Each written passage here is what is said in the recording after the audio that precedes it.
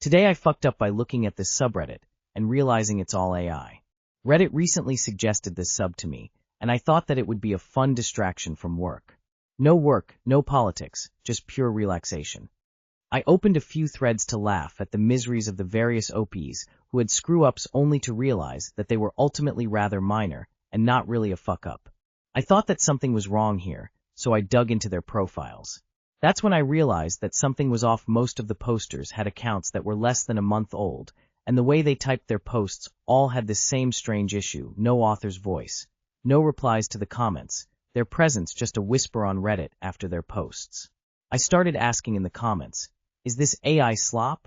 Only to be confronted with an angry mob swarming upon me like an angry swarm of Elon fanboys. Shut up, stupid. You're too negative, OP. By now it was too late. Like a silent leech silently leeching onto my brain, my Reddit feed was slowly being overtaken by a constant stream of unbelievable AI slop posts, each with screw-ups that was lesser than a mailman misplacing his glass of milk. Save me. Too long did not read. Mods, please fix subreddit. There's a lot of it about on my favorite subs. Ada is riddled with it, and increasingly malicious compliance. I get a little sport from spotting the fuckers and calling them out, but it's really ruined the place for me. Maybe this post is AI. What I don't get is what is the purpose of the AI posts. They aren't advertising anything or trying to shit on politics or influence voting. Presumably it's just people dicking around with ChatGPT, but why? Half of Reddit is AI posts. They all follow the same template: two mentioning the story, the aftermath, and how all their friends and family are pissed and texting and calling them, expressing their anger endlessly, except that the OP is clearly in the right. It's so obvious. Someone else posted something eerily similar about 12 hours ago. Face with monocle. Today I fucked up by telling my wife I had a school gossip blog as a teenager. Happened yesterday night as my wife and I were reminiscing and talking about the dumb shit we did in high school, and she mentioned how she used to be obsessed with Tumblr drama and certain celebrity couples and whatnot, and for some reason, I felt it was totally relevant and cool for me to tell her that, whoa, did I ever tell you that I ran a gossip blog for my school? She asked me what the fuck I meant, probably thinking I was joking, but I said without thinking that when I was about 16, I started an anonymous gossip blog about my high school. You can probably guess what inspired this. Nothing evil, but I was bored and nowhere near a social life, and found it funny to post whatever I thought was relevant about my school. Eventually I made a few posts about people sending anon confessions in, and eventually it got traction, and many people sent in so much about many different students and even teachers. I posted every single one with some exceptions of troll confessions. Within a few weeks, I hear many people talk about it, and I just find it really fun to have this secret. It was never traced back to me because I kept it very low-key and stopped being active on it nearing the end of high school. At the time, I thought it was no big deal. I wasn't posting lies, just stuff that was already going around, but with much more maturing I do know it was wrong. I am well aware of this. So I tell my wife all this, expecting I don't even know what, and instead, she just goes off on me and says I had no business blowing people's dirty laundry out like that. And yes, I do agree now. Eventually, she ended up just being disappointed and said she couldn't imagine me doing something so invasive and weird. I did try to defend myself and tried to explain it was dumb teenage shit and nothing malicious, but I do get that it is horrific. Lesson is very well learnt. Too long did not read. Told my wife I used to run an anonymous high school gossip blog as a teen. Thought it was a funny story, but she saw it as mean-spirited, and now I agree, but feel guilty and horrible. First rule of Fight Club. She doesn't get to be disappointed in adult you for engaging in the exact thing she enjoyed reading when you were teenager you. This is completely irrational. Are you in your 20s? Weird thing for wife to even care about as an adult.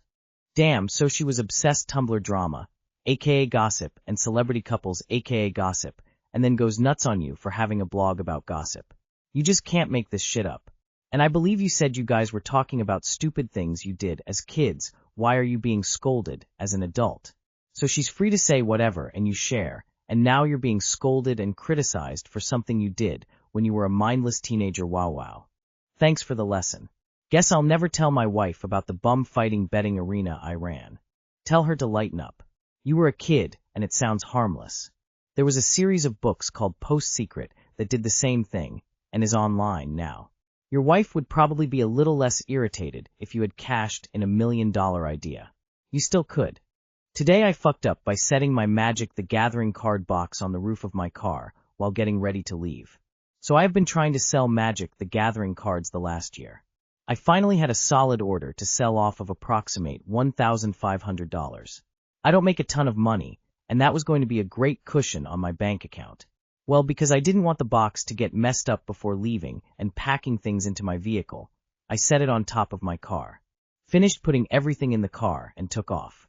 I arrived at FedEx confused. Oh, I must have left them on the counter. I did not.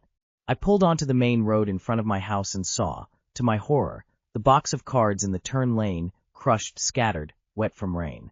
Fuck my life. I never set shit on top my car. Today, I did, and now I can't do several of the things I planned to with the money I had expected in a week. Too long did not read.